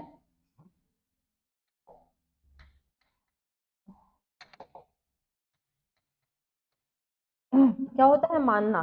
कैरी आउट मतलब मानना, तो you must carry out my orders, ठीक है। You must carry out my orders. Teacher बोलते हैं ना बेटा आपको कि आपको क्या करना है, ये ऑर्डर्स मानने हैं, इन पे काम करना है, होमवर्क कंप्लीट करना आना है। तो कैरी मतलब वैसे तो क्या होता है, कैरी उठाना। आउट मतलब क्या होता है, बाहर। लेकिन जब फ्रेजल वर्ब्स की बात होती है ना, तो दो वर्ड्स को मिला के एक ऐसा फ्रेज बनाया जाता है, उसका कोई थर्ड मीनिंग निकलता है, तो वो फ्रेजल वर्ब्स होती है। तो वो जब आप करेंगे ना, जब आपको लिस्ट दी जाएगी, आपको इसको हिंदी में पढ़ेंगे तो आपको इजीली उनका मतलब पता चल जाएगा, ठीक है। ग्रामर पोर्शन भी हमने कर लिया। अब आ जाता है सेक्शन डी, जिसके अंदर आपको मिलता है सीन पैसेज। क्या है ये, सीन पैसेज। और सीन पैसेज आपका होता है ये 6 नंबर का, 6 मार्क्स का होता है, और इसमें आपको एमसीक्यू मिलते हैं, ठीक है। तो सीन पैसेज आपका पढ़ा हुआ है, एमसीक्यू है, तो पैसेज में से देख देख के फटाफट से सॉल्व कर सकते हो। और ये चैप्टर भी आपने पढ़ा हुआ है, तो क्वेश्चन देख लो एक बार। What did the man go around selling, तो भाई रेड ट्रैप का क्वेश्चन है ये। रेड ट्रैप देखो तो रेड ट्रैप सेल करता था। From where did he get the material, तो कहाँ से मिलता था, शोरूम से तो लेते ज्यादा नहीं था। पहले ही दूसरे चैप्टर के दूसरी तीसरी लाइन में लिखा हुआ है कि स्टोर या बिग फार्म से चोरी करता था या वहां से उठाता था। तो बी और सी दोनों ऑप्शन सही है, तो मतलब डी वाला आंसर हुआ। तो ये भी आप एमसीक्यू बहुत अच्छे से कर लोगे, कोई दिक्कत नहीं आएगी। नेक्स्ट आता है अब आपका, अब आता है थोड़ा सा हेक्टिक पार्ट, जिसको लिटरेचर पार्ट कहते हैं। और यहाँ पे आपका फ्लैमिंगो और विस्टास का क्वेश्चन आंसर्स चलेंगे, ठीक है। अब 11 जो पार्ट आता है क्वेश्चन का, उसमें आपको answer the following question in 60 word. 60 word मतलब 6 लाइनों में करके चलना है, ठीक है। और कितने मार्क्स का आता है ये आता है बेटा 4 मार्क्स का, यानी 6 लाइंस आपको लिखनी है, ठीक है। 6 लाइंस आपने लिख देनी है। क्वेश्चन नंबर 1 क्या है, ध्यान से सुनना। Justify the title of the lesson law of spring, और how did the instructor build a swimmer out of Douglas. अब देखो मैं इसको हिंदी में भी बता देती हूँ। देखो जो पहला क्वेश्चन है उसमें आपको लॉस स्प्रिंग टाइटल कैसे दिया, बोला था ना मैंने कि जिसने समरी पढ़ ली उसका बढ़िया बंटा बढ़िया हो जाएगा, अच्छा काम हो जाएगा, मतलब ठीक है ना। जिसने चैप्टर्स की समरी पढ़ ली और थीम देख ली और कैरेक्टर स्केच देख लिया ना, उसका काम बहुत इजीली हो जाएगा।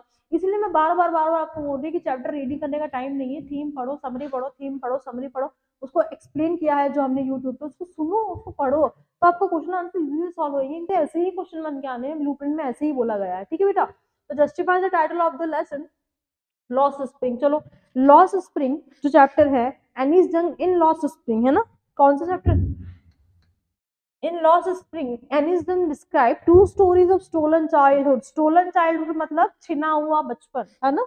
many children in India waste their childhood in rag picking और वर्किंग इन इंडस्ट्री। तो बहुत सारे बच्चे जो होते हैं वो अपनी इंडिया में स्पेशली क्या होता है कि मतलब पैसा कमाने के लिए छोटे छोटे बच्चे कहीं स्टॉल्स पे काम करें, कहीं दुकानों पे, कहीं चाय की दुकानों पे, कहीं खाने के ऐसे स्टोर्स पे काम करें, या फिर कहीं पे थैलियां बीनते हुए हमें नजर आ ही जाते हैं। तो इंडिया में ये बहुत बड़ी प्रॉब्लम है।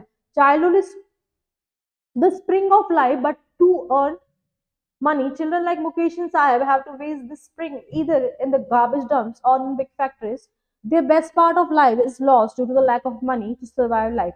अब यहाँ पे स्प्रिंग किसको बोला है, स्प्रिंग स्प्रिंग बोला है बढ़ते हुए बच्चे बचपन को, है ना, जो बचपन होता है ना, जिसके अंदर बच्चा पढ़ाई करता है, स्कूल जाता है, दोस्तों के साथ वीडियो गेम खेलता है और घूमता फिरता है, चॉकलेट खाता है, उसको बोला है स्प्रिंग, है ना, उसको क्या बोला है स्प्रिंग।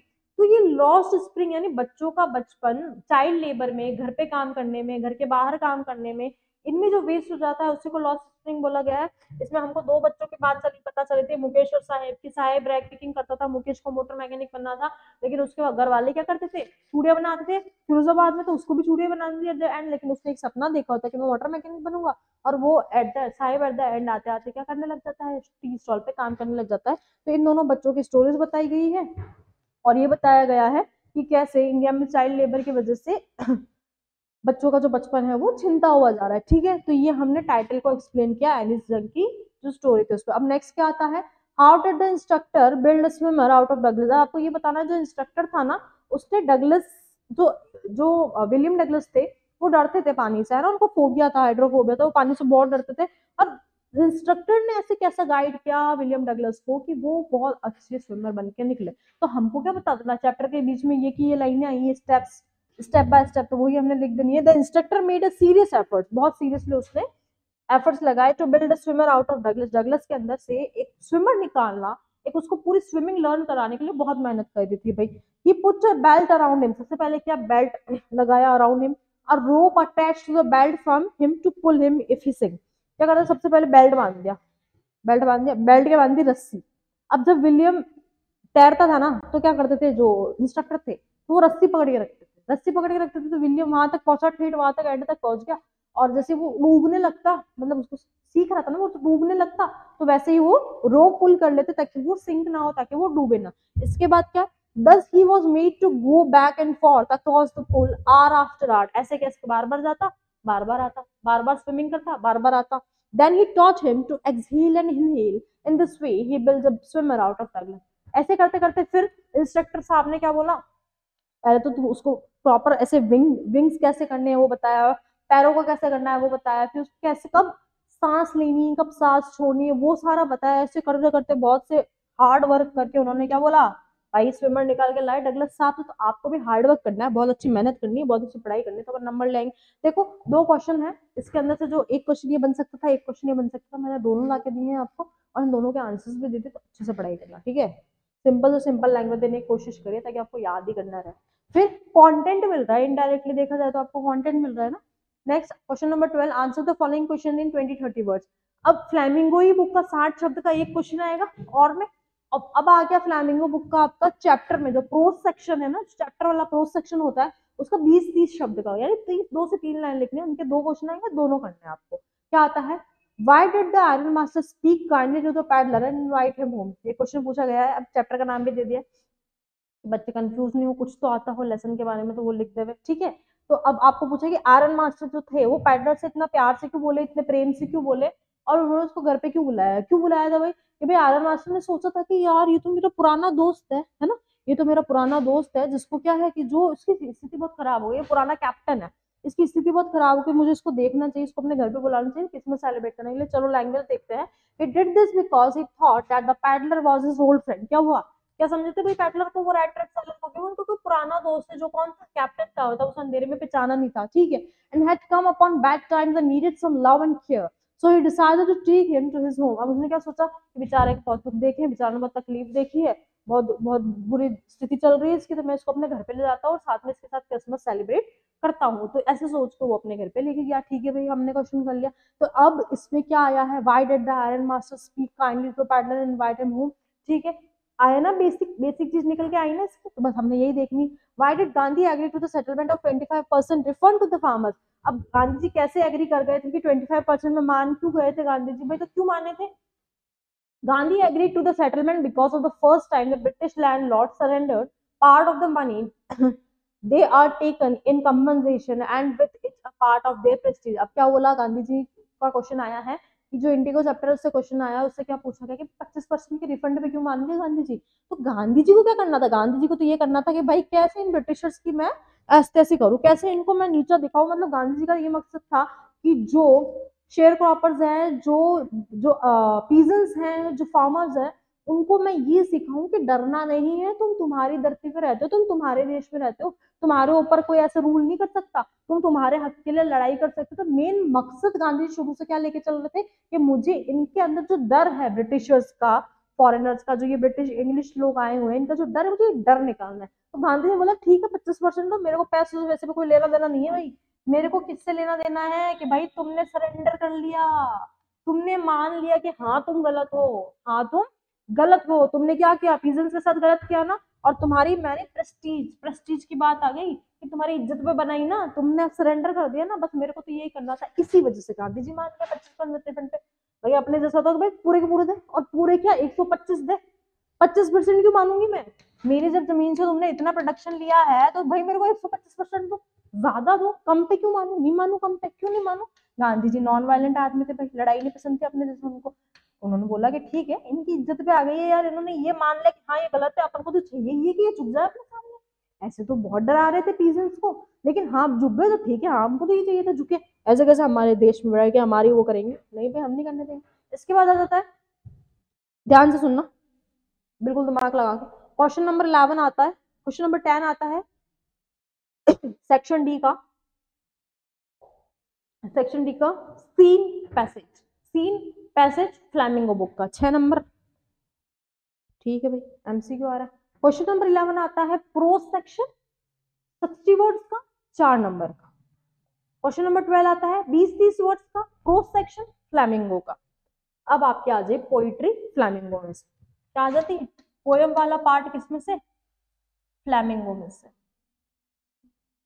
ठीक है, इससे पहले क्या आया? प्रोज आया फ्लैमिंगो का। अब हमने क्या देखनी है? पोइट्री देखनी। पोइट्री में आपको 2 स्टैंजा दिए रहेंगे, पोइट्री नहीं बताई जाएगी कौन से पोएम में से आ रहा है, दोनों में से किसी एक का रेफरेंस लिखना है। रेफरेंस मतलब क्या होता है? हमने एप्लीकेशन में देखा था ना कि कहाँ से आया है, कहाँ से न्यूज मिली, वैसे ही ये पोएम कहाँ से लिखी है। These lines have been taken from the poem, poem का नाम लिख देना है, जैसे आपको स्टेंजा का पता चल जाता है, और उसका जो कंपोजर है, उसको जो राइटर है, उसका नाम लिख देना है। तो ये आपको चीजें लिस्ट में पढ़ के जानी है। आपकी जो बुक है ना फ्लैमिंगो, उसमें उसमें पोएट्री वाले के जो उनका नाम लिख रखा है ना, सारे पोइट्स का, तो पोयम और पोइट्स का नाम बिल्कुल एकदम बार बार देखते रहा करो, किताब खोलते वक्त फटाफट देखते रहा करो, तो फटाफट से याद हो जाएगा। और पोएम्स ज्यादा कुछ नहीं है आपकी, बहुत सिंपल से देंगे, बहुत हार्ड नहीं देंगे आपको, तो इजीली करेंगे, दिक्कत मत लेना, टेंशन मत लेना। तो पोएम का नाम और पोएम के राइटर का नाम आपको रेफरेंस में लिखना है। सबसे पहले टाइटल क्या डालना है? रेफरेंस। फिर आ जाता है कॉन्टेक्स्ट। कॉन्टेक्स्ट के अंदर क्या आता है? While traveling from her parents' house to Cochin, the poet sadly looked at her mother's wrinkled and colorless face. She realized that the old age now has reflected on her face. अब particularly इस poem में context क्या है, समझना क्या है इसमें, कि भाई जो हमारी कमला दास थी वो क्या कर रही थी, वो अपने मम्मी पापा घर से वापस कोचिन जा रही थी, और वहां से वो मतलब उसकी मम्मी उसको छोड़ने जाती है कार के अंदर, तो अपनी मम्मी का फेस देखती कि यार बहुत मम्मी का फेस बहुत डल हो गया यार, पता नहीं यार एज हो गई है मम्मी की, पता नहीं मैं मिल पाऊँ नहीं मिल पाऊँ, तो ये उसका कॉन्टेक्स्ट था। अब एक्सप्लेनेशन, अब इन पर्टिकुलर लाइंस का आपको एक्सप्लेनेशन देना, ठीक है। It was last Friday morning when the poet was driving with her mother from her parental home to Cochin airport. Her mother was sitting beside her in the car. The poet looked at her mother, who was dozing open mouthed. She noticed that her mother's face was lifeless. This made poet very sad. अब इसमें जो stanza दिया हुआ है ना, यहाँ पे आपको particular driving from my parents home to the Cochin last Friday, पहली 2 लाइनों का एक्सप्लेनेशन पहले लाइन में कि कब ड्राइव कर रही थी, फ्राइडे को ड्राइव कर रही थी, कहाँ? पेरेंट्स के घर से कोचिन के लिए ड्राइव कर रही थी, यानी एयरपोर्ट के लिए ड्राइव कर रही थी, ठीक है। Morning I saw my mother, मैंने मेरी मम्मी को देखा, बिहाइंड मी, कार के पीछे वाली सीट पर बैठी थी। Dose open mouthed at her face, उसका फेस तो बहुत पेल था, बहुत येलोइश था, बहुत झुर्रियों वाला था, और मुंह उनका खुला था, और वो सो रही थी। एशन and like that of curbs, curbs मतलब ऐसे, मतलब जैसे लाश होती है ना, बिल्कुल ग्रेइश हो जाती है, वैसा मेरी मम्मी का फेस दिख रहा था, ऐसा कमला दास बोलती है, और ये किए उसने एक्सप्लेनेशन कर दी, बस इसे ऐसा ही करना है, और सेकंड दोनों में से कोई एक आपको ऑप्शन लेके चलना है। चलो क्वेश्चन नंबर 14 आ गया, answer the following question in about 60 words. अब आपका आ गया 60 वर्ड के अंदर आंसर देना है पोयम का, किसका? पोयम का। पोयम का एक्सप्लेनेशन आएगा, फिर पोयम का एक क्वेश्चन आएगा 60 वर्ड्स का, ठीक है। अब write about central idea of Aunt Jennifer tiger. Aunt Jennifer tiger जो है उसका सेंट्रल आइडिया क्या है वो आपको लिखना है। या फिर एक और क्वेश्चन क्या आता है, in the poem a thing of beauty the poet describes some beautiful things of nature, what are they, elaborate. अगर ये क्वेश्चन आ जाता है तो भाई आपको भी पता है ना नेचर में कितनी ब्यूटीफुल ब्यूटीफुल चीजें होती है, सीज होते हैं, माउंटेन्स होते हैं, ट्रीज होते हैं, फ्लावर्स होते हैं, बर्ड्स होती है, एनिमल्स होते हैं, छोटे छोटे इंसेक्ट्स होते हैं जो बहुत ब्यूटीफुल दिखते हैं, बीज होती है, ये सारी चीजें आप, अगर आपने ये वाली पोएम नहीं भी पढ़ी है फिर भी इतना तो पता चल रहा है ना भाई कि तो पोइट क्या बताना चाह रहे हो, नेचर में कौन सी ब्यूटीफुल चीजें वो बात करी पोएम में, नहीं पढ़ी कोई बात नहीं, ब्यूटीफुल चीज तो हमें भी पता है ना, ये तो हमारे नॉर्मल लाइफ से रिलेटेड क्वेश्चन है तो ये भी हम कर सकते हैं। तो चलो इसका हमने एक्सप्लेनेशन देखा है कि आन जेनिफर टाइगर था, जो आन जेनिफर थी वो बहुत बहुत मतलब वीक हो गई थी, उनके हस्बैंड उनसे बहुत डरती थी, वो टाइगर बना रही थी है ना, सिलाई से ऐसे कशीदाकारी करके टाइगर बना रही थी। तो ये पूरी अपन ने स्टोरी पढ़ी हुई है ना, ये पूरी अपन ने पढ़ी हुई पोयम। तो इसमें द पोयम आन Jennifer tiger is symbolic word, symbolic word मतलब जो आन जेनिफर है उनको कमजोर बताया गया है और उनके हस्बैंड को स्ट्रांग बताया गया, डोमिनेंट बताया गया, उनको डांटता था मारता था, और जो टाइगर है उसको सिंबलाइज किया गया है, उनको पैरेलली लेके चला गया है, कंपैरिजन किया गया है कि कैसे आन जेनिफर बहुत कमजोर है और कैसे जो टाइगर है वो बहुत स्ट्रांग है, आन जेनिफर कभी भी टाइगर जितनी स्ट्रांग नहीं बन पाई क्योंकि वो डरती है, ऐसे करके पूरा बताया गया है। द पोएम आन Jennifer tiger is symbolic words which explains the important issue of human existence, purpose and dignity।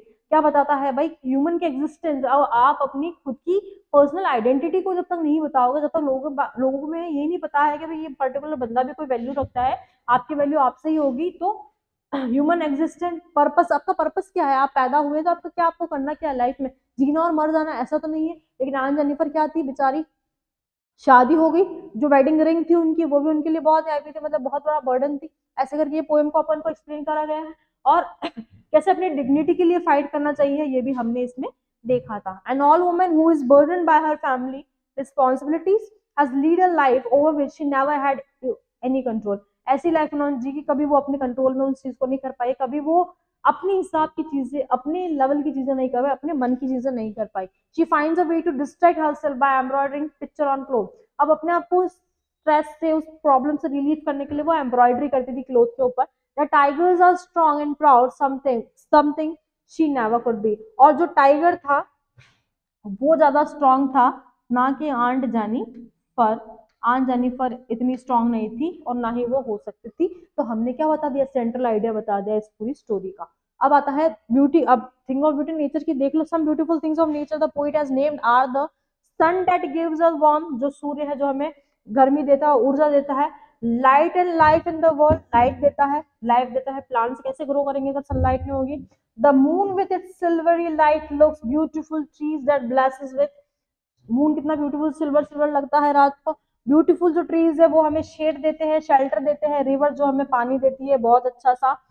Thick mass of bushes with musk roses, हमें roses, flowering gardens, plants in our homes, all these gives us a mental as well as a physical comfort and joy। जो चीजें हमें nature में हमारे आस पड़ोस में हैं, अगर हम कितना भी स्ट्रेस में हो और हम कहीं जाके ऐसे कोई नेचुरल जगह जाके बैठ जाते हैं जहाँ पे बर्ड्स बोल रही है, जहाँ पे ट्रीज है, ब्यूटीफुल ग्रीनरी है, तो हम खुद एक स्ट्रेस से रिलीफ होते हैं। तो ये सारी चीजों की बात करी थी द थिंग ऑफ ब्यूटी में। नेक्स्ट आ जाता है 20-30 वर्ड्स का क्वेश्चन। इसी में से ये कौन सा क्वेश्चन है भाई, पोयम के 20-30 वर्ड्स। पहले पोयम का 60 वर्ड, सबसे पहले पैसेज आया था फ्लैमिंगो का 3 पैसेज 6 मार्क्स का एमसीक्यू। फिर आया था फ्लैमिंगो का प्रोज 60 वर्ड्स का 4 मार्क्स का कोई एक करना था। फिर आया था 20-30 वर्ड्स का प्रोज जिसके अंदर से आपको दोनों करने थे। फिर आ जाता है फ्लैमिंगो की पोएट्री जिसके अंदर रेफरेंस टू द कॉन्टेक्स्ट। फिर 60 वर्ड्स का आप 20-30 वर्ड्स के क्वेश्चन आ गए जिसके अंदर हमने क्या करना है, दोनों क्वेश्चन के 20-30 वर्ड्स में आंसर लिखने हैं।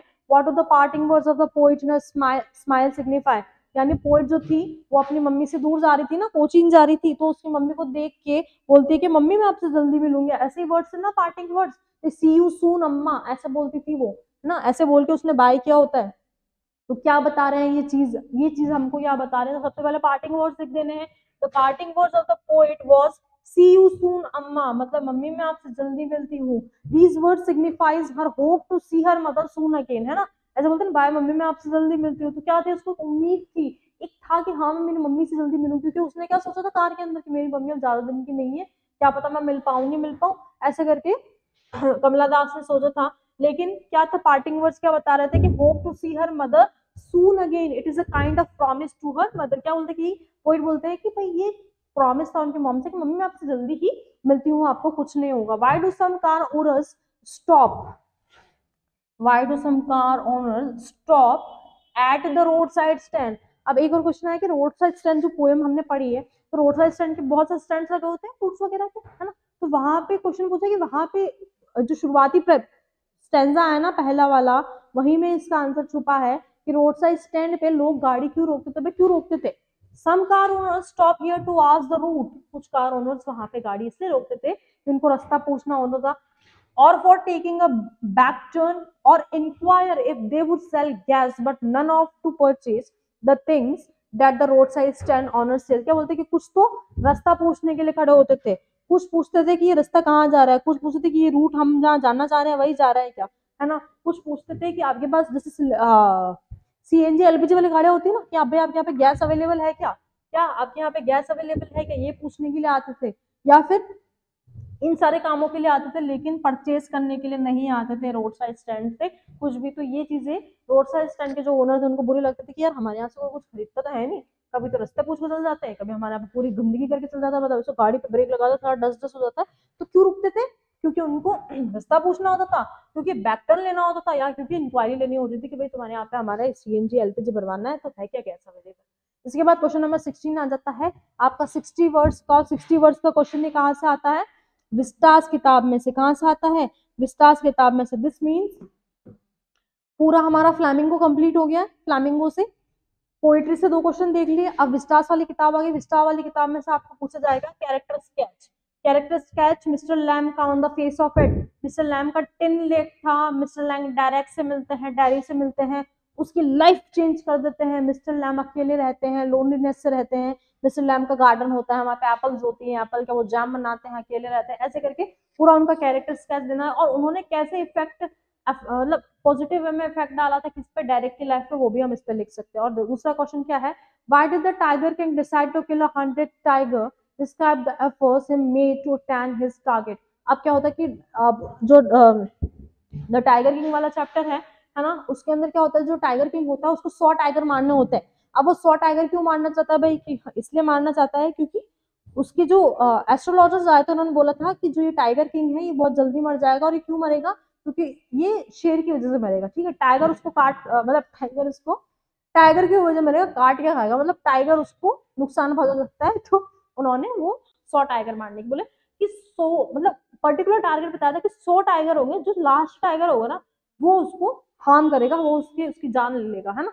तो ये हम पढ़ लेते हैं इसको। Mister Lamb is an old man, ठीक है, मिस्टर लैम क्या थे, ओल्ड मैन थे। ये वाला कैरेक्टर स्केच यहीं से कॉपी कर लेना अपनी कॉपी में, या फिर स्क्रीनशॉट ले लेना, टेलीग्राम में पीडीएफ भेजेंगे उससे, ठीक है। तो कैरेक्टर स्केच मिस्टर लैम का आ जाए तो देखो, mister Lamb is an old man, he has lost one of his legs in a bomb blast. कहाँ पे वॉर हुए थे, वहां पे बॉम्ब ब्लास्ट हुआ, वहां पे उनका एक पैर पूरा ही खत्म हो गया था। And now he has a tin leg, कौन सा लेग था उनका, टिन लेग था। सबसे पहले क्या था, वो बूढ़ा आदमी था और उसका टिन का लेग था, उसका जो पैर था वो बॉम्ब ब्लास्ट में चला गया था। Mister Lamb owns a big house, उनको बहुत बड़ा घर था, बहुत ब्यूटीफुल सा गार्डन था, और वो अकेले रहते थे। He keeps himself busy growing apples, अपने आप को बिजी रखते थे एप्पल्स ग्रो करने में। बीज जो कीपिंग बी कीपिंग भी करते थे वो लोग, किताब भी पढ़ते थे वो, और वो जेली भी बनाते। He also leaves garden gate open and stated all are welcome, वो अपना हमेशा गार्डन का गेट खुला रखते थे और बोलते थे, वैसे वो अकेले रहते थे तो उनको लोग पसंद थे कि कोई कोई आए वो उनको देखे, तो वो क्या कहते थे कि मैं सबका वेलकम करता हूँ, मेरे गार्डन में कोई भी आ सकता है। In this garden and home mister Lamb says that he has hundreds of friends and that people like to come in his home. बोलते मिस्टर लैम क्या बोलते मेरे बहुत मतलब 100-150 दोस्त है, वो सारे लोग मेरे यहाँ पे आना पसंद करते हैं। Mister Lamb does not admit that the neighbourhood children call him Lamey Lamb. अब वो क्या बोलते हैं कि पास के मतलब वैसे एडमिट नहीं करते, वो बताते नहीं है कि मतलब मेरे को पड़ोस के बच्चे लैमी लैम बोलते हैं, लंगड़ा लैम बोलते हैं, ऐसे उनको ना एडमिट नहीं किया होता, उन्होंने पर्टिकुलर स्टेट नहीं किया होता because of his tin leg की वजह से। But he sees that this doesn't bother him at all, और चाहे उनको कोई कैसे भी नाम से बुलाए, कोई कैसे भी चिढ़ाए, उसको फर्क नहीं पड़ता, वो तो बस अपने आप में रहते हैं, खुश रहते हैं, बुक रीडिंग करते हैं, गार्डन में बैठते हैं, एप्पल का जैम बनाते हैं और आराम से रहते हैं। ये उनका कैरेक्टर स्केच हो गया।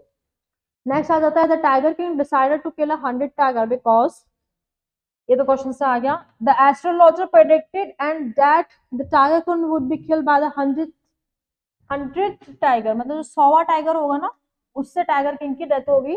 Because he was born in the hour of bull, क्यों, क्योंकि टाइगर किंग का जो बॉर्न हुआ था वो बुल आवर में हुआ था, और बुल और जो टाइगर होता है वो अपने एक दूसरे के अगेंस्ट होते हैं। The bull and the tigers are enemies, ठीक है। He then spend much time and made many efforts to kill 100 tiger. ऐसे करते करते उन्होंने अपनी लाइफ का बहुत सा टाइम किसमें निकाल दिया, टाइगर्स को मारने में ही निकाल दिया। क्या करते थे वो, टाइगर्स को मार देते थे, ठीक है। और उनके जो दूसरे जो फ्रेंड्स थे उनको बोलते थे कि लेके आओ यहाँ पे टाइगर्स को, और उनकी पूरी खाल जो है उसको निकाल के और एक के बाद एक दीवार पे टांग देते थे, ठीक है।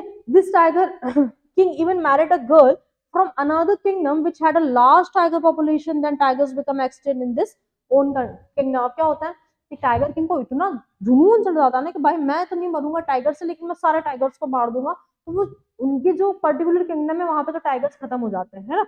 लेकिन क्या होता है, वो फिर क्या करते हैं, शादी ही ऐसी लड़की से करते हैं जिनकी पर्टिकुलर किंगडम में बहुत सारे टाइगर्स होते हैं। ऐसे करते करते वो बहुत से टाइगर्स मार देते हैं।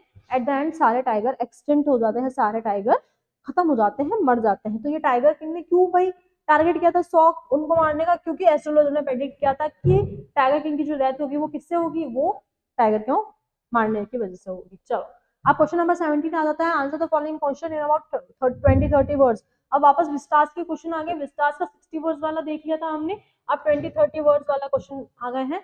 Why did dairy not look being with people, not like being with people, कि डैरी को लोगों के साथ रहना पसंद क्यों नहीं था। भाई डैरी का फेस पूरा एक उसके साथ ट्रेजेडी हुई थी तो एसिड से था, तो उसको ऐसा लगता था कि लोग उसके लिए गलत परसेप्शन लगते हैं, उसके लिए सोचते हैं कि यार ये कितना गंदा दिखता है, कितना भद्दा दिखता है। तो ऐसे करके वो लोगों से इंटरेक्ट करने में, उनसे बातचीत करना पसंद नहीं करता था, इसी वजह से वो अकेला रहता था। लिख दो इसको इंग्लिश में, dairy did not like this company of people because they were scared of him. उसको लगता था कि लोग मुझसे डरते हैं, मेरी शक्ल ऐसी है इस वजह से लोग मुझसे डरते हैं। Dairy had an acid burn face, he came sad and felt ignored in his life. अब क्या हुआ कि डैरी के फेस पूरा एसिड की वजह से जल गया था, और उसको हमेशा ही दुख मिला है ना, चाहे उसकी फैमिली हो चाहे उसके फ्रेंड्स हो, सब उसको अच्छे से ट्रीट नहीं करते थे, इस वजह से उसको हमेशा बुरा ही लगा है। और इग्नोर इन हिज लाइफ, उसके लाइफ में उसने हमेशा इग्नोर ही फील किया है, क्योंकि उसके फेस बर्न था तो क्यों रहना पसंद नहीं था, उसका एक पूरा फेस का साइड जला हुआ था, वो गंदा दिखता था, लोग उसे गलत परसेप्शन से देखते थे, इस वजह से वो गंदा फील करता था कि भाई मेरे को तो अकेले ही रहना है। How did dewan try to help the maharaja achieve his mission. अब देखो टाइगर किंग को मारने थे 100 टाइगर, 99 टाइगर मर गए थे, ठीक है। लास्ट टाइगर टाइगर किंग ने ऑलमोस्ट मतलब ऐसे मतलब मिल ही नहीं रहा था, टाइगर किंग बहुत ऐसे हालत खराब हो गई थी, तो बहुत ऐसे ऐसे हो गया था। फिर क्या किया दीवान ने, दीवान उनका दोस्त था। दोस्त क्या था, एक तरीके से बहुत गलत आदमी था, क्योंकि वो चाहता था महाराजा को भूल सकता था, महाराजा ऐसी कोई बात नहीं होती, आप तो क्या है कि मत मारो, मतलब वो अच्छे से गाइड कर सकते थे, लेकिन उसने गाइड नहीं किया दीवान ने, है ना। तो क्या बोला कि महाराजा ने कैसे अचीव किया, दीवान ने क्या किया, दीवान gave up his own tiger, दीवान के खुद के पास एक टाइगर था, तो दीवान ने अपना टाइगर उनको दे दिया, because king could not find the 100 tiger and the tiger king had ordered the doubling of the land tax in anger. अब क्या हुआ, दीवान को जब ये पता चला कि एक के बाद एक हमारी सबकी नौकरी जाती जा रही है, और अब अगर 100 टाइगर नहीं मिला, क्योंकि राजा तो पूरा ही बिजी था भाई टाइगर मारने में, उसका किंगडम के मतलब उसका अपने राज्य पे तो ध्यान ही नहीं था। और ऐसे करते करते जब बहुत क्राइसिस हो गई, बहुत प्रॉब्लम्स आने लगी, कैसे जो हमारे किंगडम के लोग हैं वो सरवाइव करें, तो ऐसे करते करते राजा ने सोचा कि अब कुछ नहीं करो, मतलब मेरे को टाइगर तो मिल नहीं रहा है, तो एक काम करते, दीवान को बुलाया कि दीवान एक काम करो, जो हमारा जो लैंड का टैक्स है, जो भूमि का कर है ना, जो टैक्स है उसको डबल कर दो, मैं तो टैक्स आएगा तो उससे चल जाएगा राज्य, लेकिन मैं अभी जब तक 100 टाइगर को नहीं मारूंगा तब तक मैं बिल्कुल नहीं मारूंगा। तो दीवान ने क्या किया भाई, खुद का टाइगर ले आया, ताकि क्या हो कि फटाफट टारगेट खत्म हो किसका, राजा का, और राजा फटाफट से क्या करे, अपने किंगडम को संभाले, अपने राज्य को संभाले। तो क्या करा उसने कि भाई सॉरी राजा, फिर वो उसने अपना पर्टिकुलरली दे दिया टाइगर, और उसने टाइगर को मार दिया, और वो खुश हो गया कि वाह भाई मैंने 100 टाइगर मार दिया, अब मुझे कोई भी प्रॉब्लम नहीं कर सकता, अब मुझे कोई भी परेशान नहीं कर सकता, अब मैं किसी भी टाइगर से नहीं मारूंगा, क्योंकि मैंने तो 100 टाइगर ऑलरेडी मार दिए हैं, ठीक है। ये बात हो गई, तो उन्होंने टैक्स को डबल कर दिया था, इस वजह से क्या हुआ कि टाइगर किंग ने दीवान ने अपना टाइगर दे दिया। अब लास्ट क्वेश्चन होता है क्वेश्चन नंबर 18, 6 मार्क्स का है, 3 पैसेज के अंदर से है, ए सॉरी चैप्टर के अंदर से, और चैप्टर के अंदर से तीनों 6 एमसीक्यू आ जाएंगे, और ये 6 एमसीक्यू आएंगे विस्टास के अंदर से। कहां से आएंगे, विस्टास के अंदर से आएंगे, ठीक है भाई, ठीक है। एमसीक्यू भी आएंगे विस्टास के अंदर से और फ्लेमिंगो के अंदर से, ठीक है। पैसेज आ रहा है सी, और फ्लेमिंगो किताब के प्रोज सेक्शन, पोएट्री सेक्शन, और विस्टास की जो एमसीक्यू और 60 वर्ड और 20 वर्ड वाले हमने क्वेश्चन आंसर सारे ही देख लिए हैं। ये आपका होता है मॉडल पेपर 1 का बिल्कुल सॉल्यूशन। टेलीग्राम पे इसका पूरा पीडीएफ आ जाएगा, इसको बहुत शांति से बैठ के पढ़ना। सारे ही पूरे ही किताबों के अच्छे खासे एकदम घोल बना के आपको दे दिया है। अब आपको इसका लैंग्वेज मैंने बहुत सिंपल किया है, बहुत सिंपल, मतलब कोई भी नॉर्मल बच्चे जिसने अभी तक पढ़ाई नहीं करी ना, वो सारा अगर ये पढ़ लेगा ना तो उनके लिए बहुत इजीली हो जाएगा। अच्छे से शांति से सॉल्व करना है। कोई क्वेरी हो तो कमेंट्स में डाल देनी है। मुझे पता है इनविटेशन का जो रिप्लाई है उसमें डेफिनेटली क्वेरी होगी बेटा, लेकिन ऑथेंटिक किताबों की तरफ आप जाएंगे ना, आपके पास दोनों चीजें मिलेगी, ठीक है। टू लेट का हम एडवर्टाइजमेंट का नेक्स्ट वाले मॉडल पेपर में देखेंगे, अच्छे से सॉल्व करिएगा। तो कैसा लगा आपको ये मॉडल पेपर सॉल्यूशन बताइएगा, और अपने बिल्कुल अपने कमेंट्स वगैरह दीजिएगा, और अपने फ्रेंड्स को भी शेयर करिएगा ये वीडियो। सबका वाला होना चाहिए भाई, सबका साथ सबका विकास। Thank you so much.